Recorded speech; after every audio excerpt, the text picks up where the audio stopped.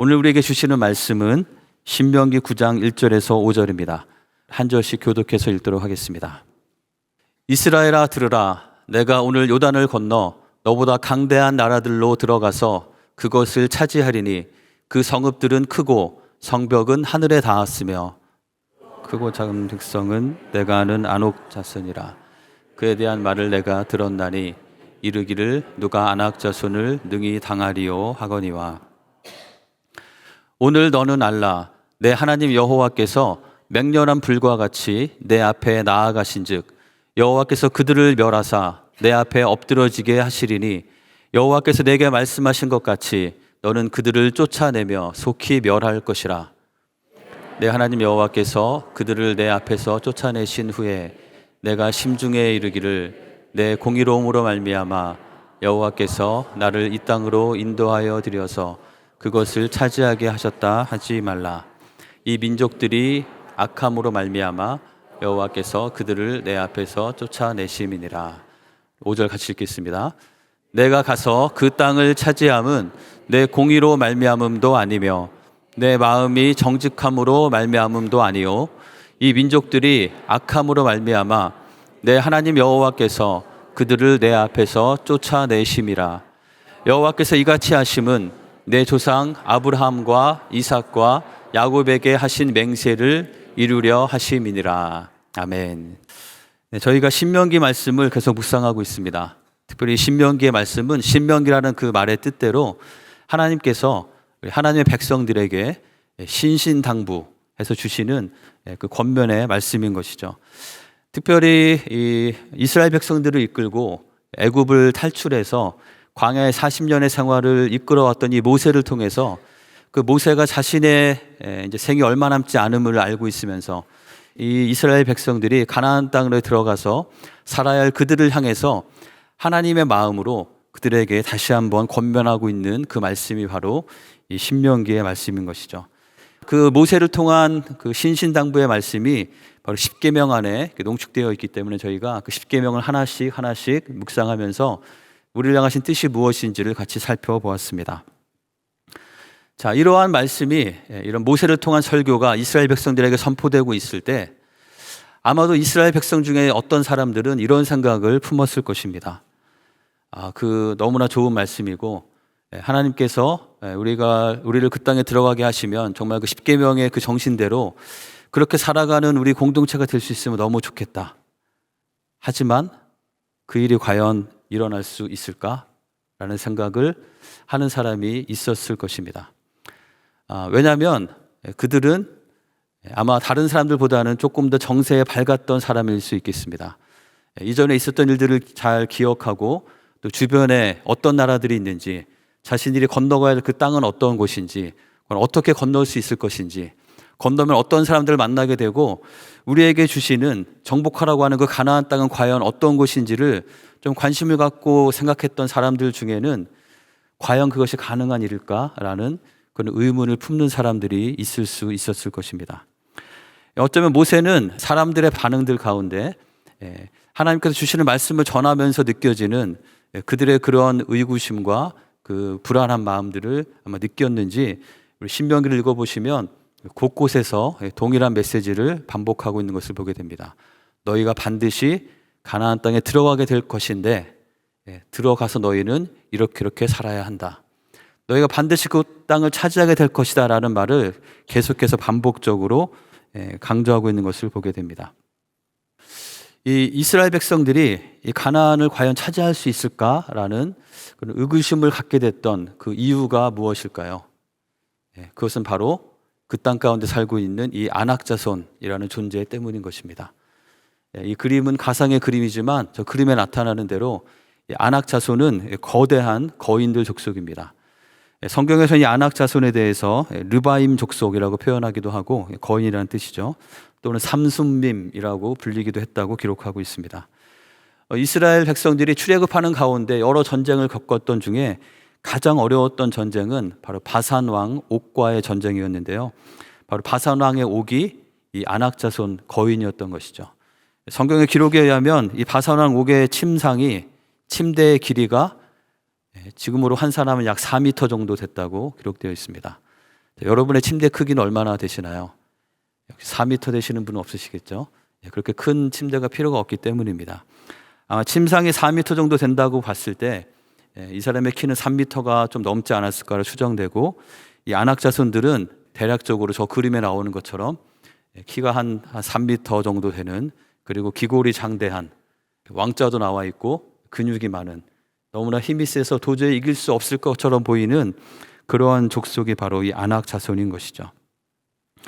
자, 이들은 이 가나안 땅에 이 아낙 자손이 있다는 것을 생각했을 때, 가나안 땅에 들어가서 이렇게 살라는 그 모든 말씀 너무 좋지만 과연 우리가 그곳에 들어가서 그 땅을 차지하는 것이 가능하기나 할까라는 생각을 가질 수 있었던 것이죠. 요즘에 이렇게 줄임말들 많이 쓰는데요, 그 중에 근자감이라는 말이 있습니다. 혹시 무슨 뜻인지 아십니까? 근거 없는 자신감. 너는 도대체 무슨 근거로 그렇게 자신만만하냐라고 할 때 근자감이라는 표현을 쓰기도 한다고 합니다. 그런데 이들은 근거 없는 자신감이 아니고 근패감, 근거 있는 패배감 가운데 빠져 있는 그런 모습인 것이죠. 그들은 나름대로 주변 정세에 밝았기 때문에 자신이 가야 될, 하나님께서 가라고 하시는 가나안 땅에 있는 아낙 자손의 존재에 대해서 여전히 잘 알고 있었고, 그들이 어떠한 사람들인지, 얼마나 힘이 세고 얼마나 포악하고 얼마나 정복하기 어려운 자들인지 알고 있었기 때문에 그것 때문에 생기는 패배감과 패배의식이 그들 가운데 있었던 것이죠. 자, 이것은 어찌 보면 너무나 당연하게 생각될 수 있겠습니다. 민수기 13장에서 사실 이 이스라엘 백성들은 처음에 하나님께서 그들의 가야 될 가나안 땅을 정탐하게 하셨던 것이 기록되어 있습니다. 12명의 각 지파에서 뽑은 가장 뛰어난 사람들이 이 가나안 땅에 들어가서 정탐했을 때 그들은 그곳에 있는 모습을 하나하나 자세히 보고 돌아와서 보고를 하게 되죠. 특별히 그들의 나오는 보고 가운데 이런 말씀들이 있습니다. 이런 내용이 있습니다. 그들이 헤브론이라는 곳에 이르렀는데, 그 헤브론은 애굽의 소안보다 7년 전에 세운 곳이라. 애굽의 소안이라는 도시는 이 애굽 땅, 이스라엘 백성들은 애굽에서 탈출해서 나왔잖아요. 애굽 땅에 있는 여러 도시들 중에서 굉장히 오래된 도시이고, 또 애굽의 수도가 되기도 했던 그런 큰 성읍입니다. 자신들이 생각하기에 엄청 큰 도시인 그 소안보다 자신이 가봤더니 이 가나안 땅에 있는 헤브론은 그보다 훨씬 전인 7년 전에 이미 세워진 곳이고, 더 중요한 것은 그곳에 누가 살고 있다는 거죠? 아낙 자손인 아히만과 세세와 달메, 이런 큰 거인들이 살고 있는 그런 성읍들이었다라고 그들이 보고하고 있는 것이죠. 그래서 33절에서는 그 아낙 자손의 거인들을 보았더니 그들에 비하니까 우리는 스스로 메뚜기에 불과하고 아마 그들도 우리를 보고 그렇게 생각했을 것이다 라고 이야기하고 있는 것입니다. 이 아낙 자손에 대한 두려움과 패배감이 그들의 마음 가운데 사로잡혀 있었을 때, 그들은 12명의 정탐꾼 중에서 이 10명의 이런 두려움의 리포트를 따르면서 2명의 믿음의 리포트를 따르지 않고 하나님을 원망하며 불평하다가 광야의 40년의 생활을 더 보내게 된 것이죠. 그리고 나서 40년이 지나고 나서 드디어 가나안 땅에 들어가기에 바로 입구까지 오게 되었는데, 중요한 것은 이 아낙 자손이 여전히 그곳에 살고 있다는 그 사실인 것이죠. 그래서 그것을 아는 사람들은 그 아낙 자손으로 말미암아 두려움과 과연 그 일이 일어날 수 있을까라고 생각하는 패배감이 여전히 그들을 사로잡고 있었던 것을 보게 됩니다. 모세는 그 내용을 잘 알고 있었기 때문에 이스라엘 백성들에게 이렇게 말씀합니다. 1절과 2절에 보면 이렇게 기록되어 있죠. 이스라엘아 들으라. 내가 오늘 요단을 건너 너보다 강대한 나라들로 들어가서 그것을 차지하리니, 너희가 이제 요단강을 건너면 너희가 만나게 될 사람들은, 그 나라들은 너희보다 훨씬 더 강대한 나라들이다. 하지만 너희는 그것을 차지할 것이다. 그 성읍들은 크고 성벽은 하늘에 닿았으며. 자, 그들의 성읍은 아주 튼튼한 성벽으로 둘러싸여 있는데 그 성벽의 높이가 얼마나 된다고 말하고 있죠? 하늘에 닿았다. 끝이 보이지 않는다는 것이죠. 정말 넘을 수 없을 것처럼 보이는 그런 성벽으로 둘러싸여져 있는 성읍입니다. 그리고 그곳에는 크고 많은 백성들이 있는데 그 백성은 너희도 잘 알고 있는 아낙 자손이다. 그에 대한 말을 너희가 다 들었다시피 사람들이 이르기를 누가 과연 아낙 자손을 능히 당할 수 있을까라고 말하는 그런 곳이다 라고 이야기하고 있는 것이죠. 이 모세는 그들 앞에 있는 이스라엘 백성들이 요단강을 건너서 만나야 할 가나안 땅을 차지하기 위해서 정복해야 될 그 아낙 자손과 높은 성읍의 존재에 대해서 그냥 무시하지 않았습니다. 그러한 것이 분명히 있다는 것을 말하고 있는 것이죠. 자, 그리고 그들이 그러한 지식들을 가지고 그들에 대해서 가지고 있는 그 두려움에 대해서 직면하면서 그것에 대해서 이야기하고 있는 것입니다. 그런데 2절에서 끝나지 않고 2절, 3절에 이렇게 이어지게 되죠. 2절에서 모세가 분명히 말한 것은 너희도 분명히 그 아낙 자손이 어떠한 자들인지 그들의 존재에 대해서 잘 알고 있을 것이다. 하지만 너희가 아는 것은 거기서 그치면 안 된다라고 말하는 것이죠. 너희가 아낙 자손에 대해서 잘 알고 있지만 너희가 더 알아야 될 것이 있는데 그것이 무엇입니까? 3절에 뭐라고 말씀하죠? 오늘 너는 알라. 무엇을 알라는 것입니까? 누구를 알라는 것입니까? 내 하나님 여호와께서 맹렬한 불과 같이 내 앞에 나아가신즉 너희가 아낙 자손이 얼마나 크고 장대한지 그들의 성읍이 얼마나 높아서 과연 정복하는 것이 누가 가능할까라고 생각하는 그 세상의 평판과 세상의 기준과 너희의 부족함과 그들의 강함을 잘 알고 있지만 너희가 더 알아야 될 것은 무엇이냐면 바로 여호와 하나님께서 맹렬한 불과 같이 너희 앞에서 나아가신다. 그 하나님께서 그들을 멸하실 것이고 그 하나님께서 그들을 엎드러지게 하실 것이고 그래서 너희는 하나님께서 말씀하신 그대로 그들을 쫓아내며 그들을 속히 멸할 것이다 라고 우리에게 말씀하고 있는 것입니다. 여러분 가운데에는 이 아낙 자손처럼 여겨지는 어떤 것들이 있으신지요? 하나님께서 우리에게 이런 말씀을 주시고 삶의 새로운 기준들을 세워주시고 너희가 가나안 땅에 들어가서 이렇게 살라라고 이런 말씀대로 순종하면 너에게 복을 주실 것이다 라고 말씀을 하시는 것을 들으면서 정말 그러한 삶이 일어났으면 좋겠다라고 생각을 하지만 내가 과연 거기까지 갈 수나 있을까? 라고 나의 발목을 잡고 나에게 두려움을 주고 나에게 패배감을 주는 그것이 과연 무엇입니까? 모든 사람마다 각각 다른 것들이 있을 것입니다. 내가 하고 있는 그 일들이 과연 잘 될 수 있을까?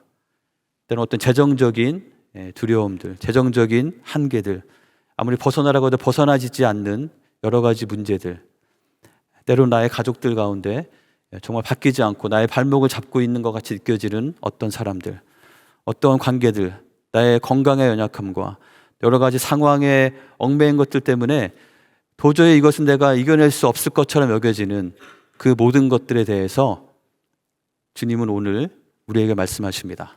너는 아낙 자손을 쫓아내고 그들을 속히 멸하고 그 땅을 차지하라.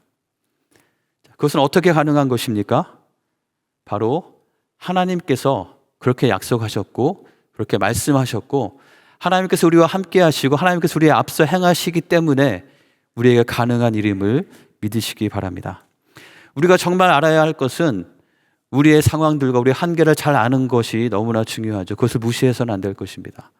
하지만 거기까지만 아는 것이 아니고 그러한 한계와 그런 벽과 같이 여겨지는 것이 있음에도 불구하고 우리와 함께 하시는 그 하나님이 계심을 우리가 거기까지 분명히 알고 그 하나님을 붙잡을 때 우리가 맞닥뜨리게 될 그 아낙 자손을 두려워하며 주저앉아 있는 것이 아니고 하나님을 의지하며 그들과 맞서 싸워서 우리에게 허락하시는 가나안 땅에 들어갈 수 있는 줄 믿습니다. 그 하나님을 의지함으로 여러분에게 주시는 그 가나안 땅에 다 들어가실 수 있는 우리 한 분 한 분이 되시기를 주님의 이름으로 간절히 축원합니다. 저희가 이번에 멕시코 선교를 다녀오게 됐는데요. 가는 길에 저희 팀원 중에 한 분이 그런 얘기를 하시더라고요. 자기 자신이 마치 돈키호테처럼 느껴진다라고 얘기를 하셨습니다. 무슨 말일까요? 돈키호테처럼 느껴진다. 내가 과연 지금 가는 게 맞는 건가? 이런 생각이 드신다는 거죠. 너무 무모한 도전이 아닌가? 지금 나의 나이나 나의 건강이나 내가 할 수 있는 것들을 생각할 때 그냥 팀의 지민은 안 됐으면 좋겠는데 내가 굳이 거기까지 또 자식들도 다 위험하다고 말리는 어떤 환경인지 알지도 못하는 그곳에 가는 것이 맞나? 라는 생각이 드신다는 것이죠. 굉장히 솔직한 고백인 것 같았습니다. 사실 똑같은 이야기를 이영성 선교사님도 저희 같이 차 타고 다니면서 이야기하는 가운데 이야기하셨습니다. 그분이 사역하시는 그 사역지 가운데 좀 갱들의 전쟁 때문에 서로 막 총격전이 벌어지고 그들이 마을을 습격해가지고 사람들은 다 그냥 피난 갈 수밖에 없고 집안에 막 총알 자국이 박혀 있고 다 부셔버리고 집에 있는 집기구도 다 훔쳐가 버리는 그런 상황들 가운데서 다시 그곳으로 들어가려고 하는 그런 상황들을 이야기하시면서 때로는 자기 자신이 돈키호테처럼 느껴진다고 그런 이야기를 하시는 것을 들었습니다. 상황들과 여건들을 보면 돈키호테처럼 느껴지는 것이 당연하겠죠. 과연 무엇을 얼마나 할 수 있을까? 내가 가는 것이 얼마나 무슨 의미가 있을까라는 생각을 할 수 있을 것입니다. 안전을 생각한다면 그 근처에도 가지 말고 오히려 멕시코를 떠나야 될 것처럼 생각하는 것이 맞을 수도 있겠습니다. 하지만 그럼에도 불구하고 안악자성과 같은 그런 환경만 바라보는 것이 아니고 그럼에도 불구하고 그 땅으로 나아가고 그럼에도 불구하고 하나님께서 맡기신 그 사역지로 나아가는 이유는 무엇입니까? 바로 함께 하시는 하나님, 그 하나님의 부르심 때문에, 그 하나님을 기대하기 때문에, 그 하나님께서 하실 일들을 바라보고 그것을 경험하기 원하기 때문에 그 자리로 나아가는 줄 믿습니다. 우리에게도 마찬가지로 하나님께서 우리에게 주시는 사명과 하나님의 뜻이 분명하다면 상황들을 보고 이것저것들을 보면서 그냥 주저앉아 있는 것이 아니고 우리가 믿음으로 담대하게 그것을 바라며 그곳으로 나아가는 것이 우리에게 필요할 줄 믿습니다. 상황이 되고 성공할 것 같고 잘 될 것 같기 때문에 나아가는 것이 아니라 그것이 하나님의 뜻이고 하나님의 부르심이 그것 가운데 있고 내 눈에는 보이지 않을지라도 하나님께서 사실 그 일들을 하나님의 말씀을 붙잡으면서 순종의 걸음을 내걸을 때 우리는 비로소 가나안 땅에 들어갈 수 있을 것이고 그곳에서 하나님께서 이루시는 그것을 가는 모든 과정들 가운데 또 그곳에 들어가서 함께 하시는 하나님과의 함께하는 삶 가운데 누리게 되는 하나님을 경험하는 하나님의 복을 누리는 우리의 삶이 될 것이라고 믿습니다. 혹시 우리의 삶 가운데 여러 가지 두려움과 또 패배감 때문에 두려워하시는 분들이 있으시다면 우리에게 주시는 이 분명한 하나님의 말씀을 다시 한번 여러분의 말씀으로 받으시기를 바랍니다. 다 같이 한번 읽어보겠습니다. 두려워하지 말라. 내가 너와 함께함이라. 놀라지 말라. 나는 내 하나님이 됨이라. 내가 너를 굳세게 하리라. 참으로 너를 도와주리라. 참으로 나의 의로운 오른손으로 너를 붙들리라. 여러분을 향하신 하나님의 변함없는 이 메시지를 받으시고 믿으시고 붙잡으시고 그 하나님을 알므로 담대하게 나아가시는, 그래서 하나님을 경험하시는 우리 모두가 되기를 주님의 이름으로 간절히 축원합니다. 그런데 오늘 본문의 말씀을 계속 이렇게 읽어나가다 보면 한 가지 굉장히 좀 특이한 내용들이 좀 생각하지 않았던, 기대하지 않던 내용들이 이어지는 것을 보게 됩니다. 그 내용들을 보면서 하게 되는 생각은 이것입니다. 모세가 이 이스라엘 백성들을 보면서 이제 자신은 이제 요단강을 건너기 전에 자신의 사역이 마무리가 되게 되고 이들이 요단강을 건너서 가나안 땅을 정복하게 될 텐데 그들을 향해서 모세가 정말 걱정되는 부분이 무엇인가라는 것이죠. 사람들은 그곳에 있는 그 장대한 안악 자손과 그 높은 성읍을 걱정하면서 과연 그것을 할 수 있을까라는 생각을 하지만 모세가 정말 걱정하는 것은 그런 내용이 아닌 것을 보게 됩니다. 모세에게 여겨지는 안악 자손보다 더 큰 장애물로 여겨지는 것은 과연 무엇이었을까요? 오늘 본문을 계속해서 읽어보면 그것이 무엇인지 발견하게 됩니다. 우리 4절과 5절에 보면 이런 말씀들이 이어지게 되죠. 내 하나님 여호와께서 그들을 내 앞에서 쫓아내신 후에 내가 심중에 이르기를, 네가 스스로 생각하기를 내 공의로움 때문에 하나님께서 나를 이 땅으로 인도하여 들여서 그것을 차지하게 하셨구나라고 꿈에도 생각하지 말라라는 것이죠. 너희가 뭔가 좀 잘했기 때문에 그들은 악하고 너희는 잘했으니까 하나님께서 너희에게 복을 주셔서 가나안 땅에 허락하신 것이 아니라는 것입니다. 이게 무슨 말일까요? 이 민족들이 악함으로 말미암아 여호와께서 그들을 내 앞에서 쫓아내심이라. 내가 가서 그 땅을 차지함은 내 공의로 말미암음도 아니요 내 마음이 정직함으로 말미암음도 아니요 이 민족들이 악함으로 말미암아 내 하나님 여호와께서 그들을 내 앞에서 쫓아내심이라. 하나님께서 그들을 심판하시는 것은 그들이 악하기 때문에 심판하시는 것인데 그것은 너희가 잘했기 때문에 너희에게 그 땅에 들어가게 하시는 것이 아니라고 말하고 있는 것이죠. 그럼 여호와께서 이같이 하심은 내 조상 아브라함과 이삭과 야곱에게 하신 맹세를 이루려 하심이니라. 하나님께서는 너희 조상에게 하신 약속이 있기 때문에 너희를 그 땅에 들어가게 하시는 것이지, 너희가 공의롭고 너희가 정직하고 너희가 착하고 선하기 때문에 너희를 그 땅에 들어가게 하시는 것이 아니라고 말합니다. 그러면서 그 정도가 아니고 점점 더 신랄하게 이스라엘 백성들의 상태에 대해서 이야기를 합니다. 6절에 보시면, 그러므로 내가 알 것은, 너희가 기억할 것은 내 하나님 여호와께서 내게 이 아름다운 땅을 기업으로 주신 것이 내 공의로 말미암음이 아니니라. 너는 목이 곧은 백성이니라 라고 말씀합니다. 이 논조는 여기서 끝나는 것이 아니고 신명기 9장, 10장, 11장 계속 이어집니다. 그래서 그들이 얼마나 목이 곧은 백성인지를 이스라엘 백성들에게 다시 상기시키고 있는 것이 이 부분의 모세의 설교의 내용인 것이죠. 이어지는 7절에는 이렇게 말씀합니다. 너는 광야에서 내 하나님 여호와를 경노하게 하던 일을 잊지 말고 기억하라. 너희가 정말 하나님을 화나시게 했던 그 순간들, 너희가 어떠한 존재인지를 기억하라 라고 말씀하고 있습니다.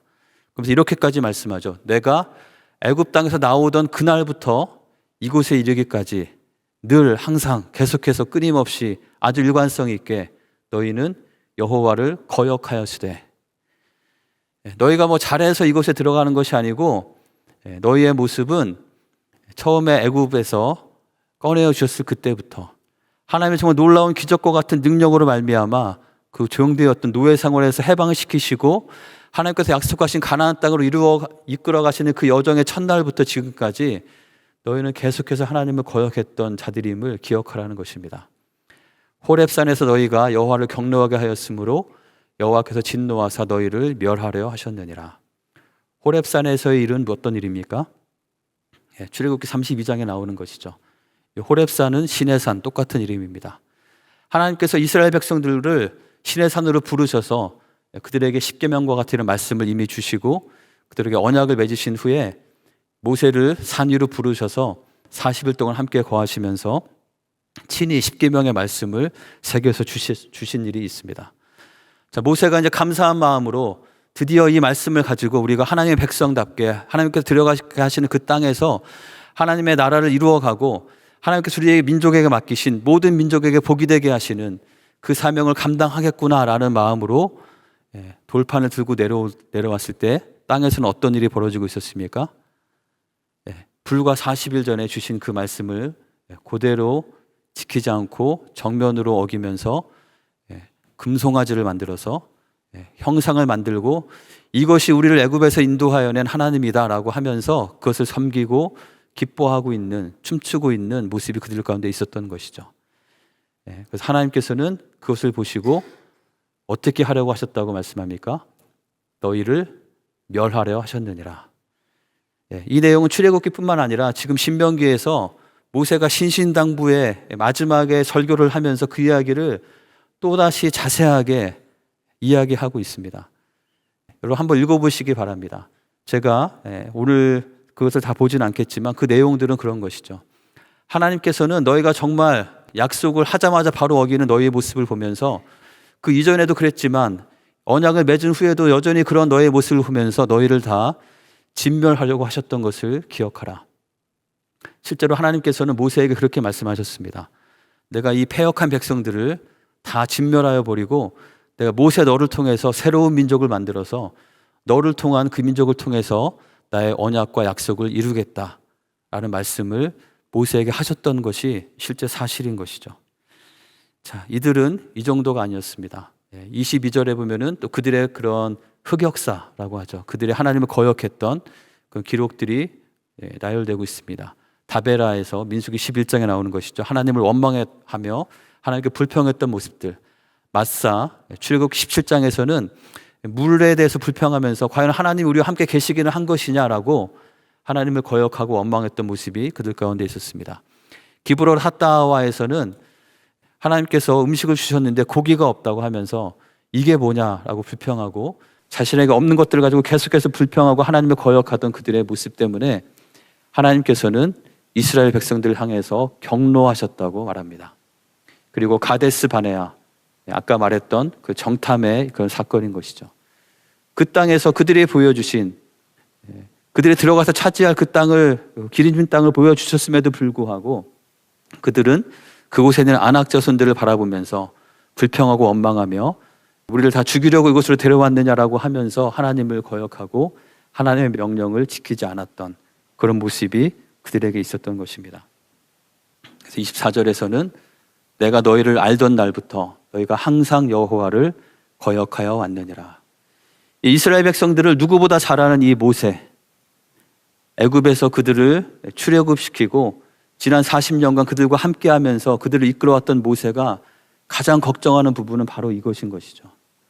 그 땅에 있는 높은 성읍보다도, 그 땅에 있는 아낙 자손보다도 내가 더 걱정이 되는 것은 바로 너의 마음 가운데 있는 하나님을 거역하는 마음들, 목이 곧은 백성, 너희의 교만함과 너희의 불순종함과 너무나 쉽게 하나님을 저버리고 자신의 욕심을 따라서, 자신의 원하는 대로, 자신의 정욕을 따라서 눈에 보이는 대로 이리저리 흔들리고 타락하면서 하나님을 화나게 만드는 너희의 그 모습 때문에 너희가 과연 가나안 땅에 들어가서 이 모든 복을, 하나님께서 그 약속하신 그 복을 누릴 수 있을지, 너희를 통해서 하나님께서 이루시기 원하시는 그 놀라운 사명을, 모든 민족을 복되게 하는 그 사명을 너희가 과연 감당할 수 있을지, 그것이 가장 큰 걱정이라고 그가 말하고 있는 것과 다르지 않은 것입니다. 자, 그렇다면 이 이스라엘 백성들도 다른 말로 하면 가나안에 있는 족속들과 별반 다를 바가 없는 그런 사람들인 것이죠. 하지만 그들에게는 큰 차이가 있었습니다. 그 차이가 무엇이었을까요? 가나안 백성들은 그들 자신의 죄악 때문에, 그들 자신의 패악함 때문에, 그들은 심지어 자기의 자녀를, 자신의 원하는 우상들을 즐겁게 하기 위해서 자기의 자녀를 희생시키기까지 하는 그런 악랄한 모습이 그들 가운데 있었기 때문에 하나님은 그들을 심판하셨습니다. 그런데 그에 못지않은 이런 거역함과 불순종이 있는 이스라엘 백성들을 하나님께서는 멸하지 않으시고 그들을 가나안 땅으로 들어가게 하시는 이유가 무엇입니까? 그 차이가 무엇입니까? 몇 가지 생각할 수 있는데 그 중에 중요한 것은 이 이스라엘 공동체 가운데 있었던 한 사람의 인물 때문입니다. 그 인물이 누구일까요? 바로 모세인 것이죠. 자, 우리 25절에 보면 너희는 그렇게 끝없이 하나님을 거역하여 왔고 하나님께서 그래서 너희를 멸하시려 했지만 모세는 거기에 대해서 어떻게 반응했습니까? 내가 여전히 40주 40야를 여호와 앞에 엎드리고, 10장 10절에 보면 내가 처음과 같이 40주 40야를 산에 머물렀고, 그가 산에 머물러서 하나님 앞에 엎드려서 한 것이 무엇일까요? 그것이 무엇인지 성경에도 자세히 기록되어 있습니다. 그것은 다른 것이 아니고 하나님께서는 이 백성을 다 멸하여 버리시고 내가 너를 통해서 새 민족을 시작하시겠다고 하셨지만 모세는 하나님, 그러시면 안 됩니다. 하나님 앞에 중보하며 자신의 마음을 찢으면서 백성들을 향해서 기도했던 것이죠. 그리고 그의 기도는 바로 하나님의 그 언약, 하나님의 약속을 기억해달라는 그런 간구였습니다.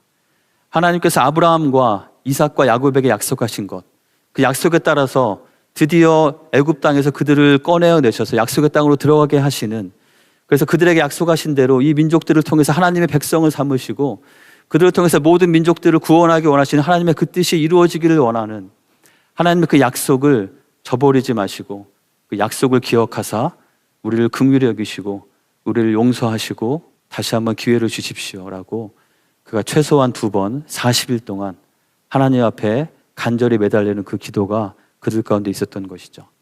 그리고 하나님께서는 그 언약을 기억하셔서 그들에게 긍휼을 베푸시고 그들을 가나안 땅으로 들어가게 하신 것입니다. 우리의 삶 가운데도 우리가 하나님의 긍휼하심을 얻고 하나님 앞으로 나아갈 수 있는 것은 우리의 공의로움이나 우리의 정직함이나 우리의 선한 때문이 아니라는 것을 우리는 기억해야 될 줄 믿습니다. 우리가 조금만 솔직히 우리의 모습을 돌아볼 때 하나님께서 정말 이렇게 공의로 우리의 잘못한 대로 그대로 심판하시고 진멸하신다면 과연 내가 이 자리에 있을 수 있을까? 우리 누구도 거기서 자신 있게 답할 수 없을 것입니다.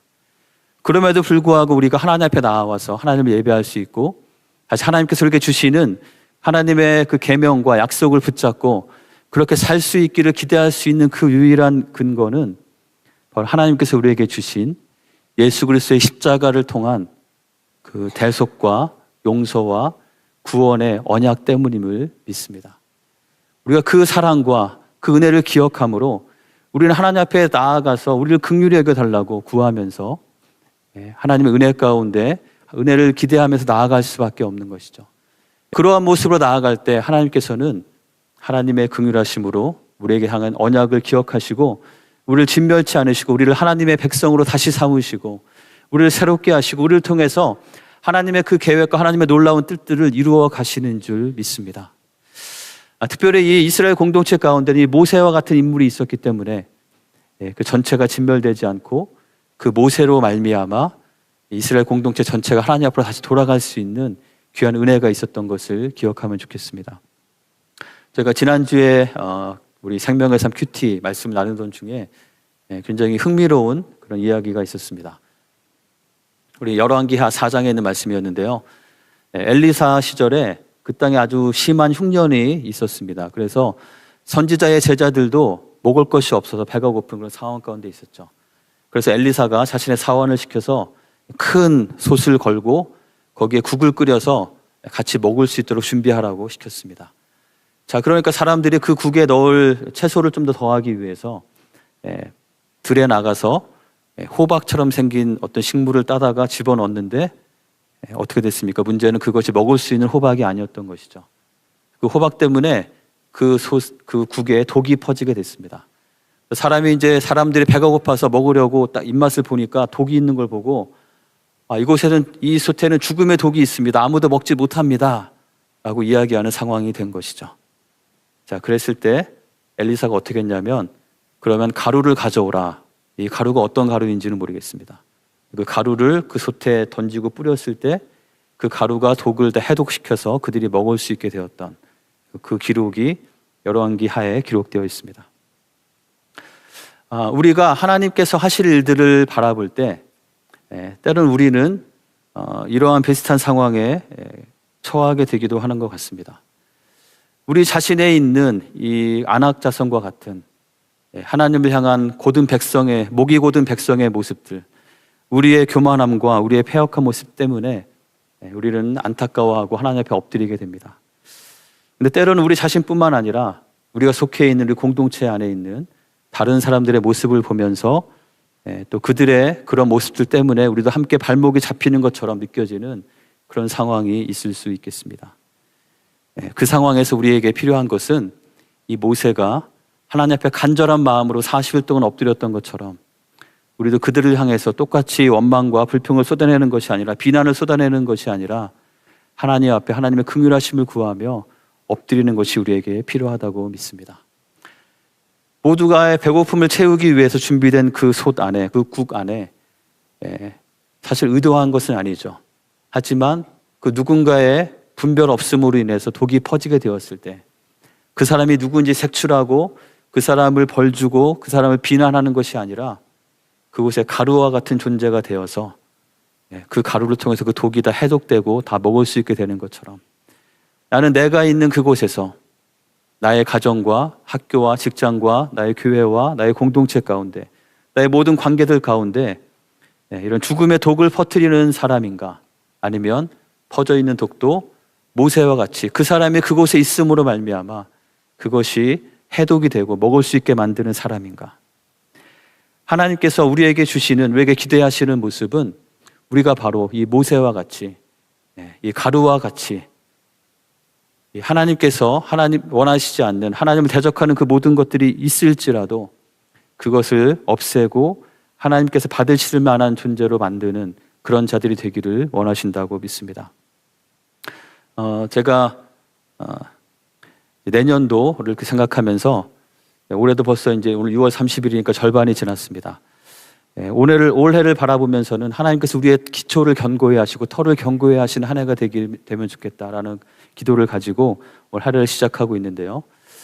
그럼 내년은 과연 어떤 해가 되면 좋을까 조금씩 묵상을 하고 있는데, 그중에 특별히 제가 창립기념주의를 맞으면서 올해가 49주년이니까 내년이 50주년이 되는 것을 생각하게 되었습니다. 성경에서 50번째 해는 굉장히 특별한 의미가 있는 해가 되죠. 제가 이미 만나는 분들에게 이야기를 하고 다니기 시작했는데요. 50년에 되는 해는 어떤 해인지 아십니까? 7년이 지나면 안식년이 되죠. 안식년이 7번 지나면 49년이 되고 그 다음에는 50년은 희년이라는 것입니다. 이 하나님께서 주신 희년의 제도는 희년이 되면 모든 땅과 모든 소산을 원래 주인으로 돌려주는 것입니다. 그 50년 동안에 여러 가지 살다가 보면은 어려운 일들이 있어서 잘못해서 자신의 땅을 팔아야만 하는 상황이 있을 수도 있겠죠. 또 어떤 사람은 자기 자신을 종으로 팔아서 생명을 연장하는 또 그 재정적인 필요를 채워야 하는 상황에 있는 사람들도 있습니다. 그 모든 것이 다 진행이 되다가 50년째가 되면 처음에 하나님께서 여호수아를 통해서 각 지파에게 각 가정에게 배정해 준 그대로 다 원상복귀시키는 그 법이 희년의 법인 것입니다. 종이 되었던 사람도 다 자유하게 해주고 처음으로 다시 다 돌아가게 하는 것이 희년인 것이죠. 우리에게도 그런 희년의 은혜가 있기를 간절히 축원합니다. 지난 50년, 49년의 세월 동안 하나님께서 우리에게 주신 그 은혜들은 기억하지만 그 가운데 여러 가지 얽히고 설킨 것들, 그것 때문에 우리가 더 하나님께서 주시는 그 방향대로 나아가지 못하게 하는 것들이 있다면 그 모든 것이 다 풀어지고 다 리셋이 되고 새로워져서 다시 하나님께서 새로운 역사를 시작해 가시는 새로운 페이지를 열어갈 수 있는 그 은혜가 우리 가운데 있기를 간절히 원합니다.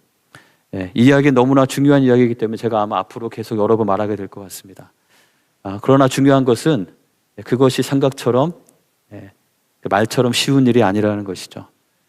우리가 그 오랜 세월 동안에 겪어왔던 것들 가운데 좋은 것들도 있지만 좋지 않은 것들이 다 섞여 있기 때문에 그것을 다 풀어내고 리셋시키는 것은 결코 쉬운 일이 아닐 것입니다.